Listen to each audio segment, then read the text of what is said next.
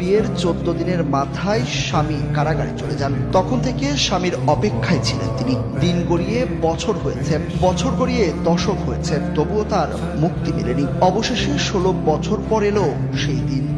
এদিকে 16 বছর স্বামীর পথ চেয়েছিলেন স্ত্রী ববি আক্তার। একবারের জন্যেও ঘর ছাড়ার কথা ভাবেননি। অবশেষে 16 বছরের অপেক্ষা শেষ হয়েছে স্ত্রীর। স্বামীকে ফিরে পেয়ে কান্নার থামছিল না তার। এই দিক দিয়ে আমি অনেক ভাগ্যবান যে ওর মতো একটা মানুষ আমার জীবন সঙ্গী। 14টা বছর এটা আসলে কম সময়, 16টা বছর, 14 দিনের একটা রিলেশন এভাবে কন্টিনিউ করা এটা খুবই কঠিন।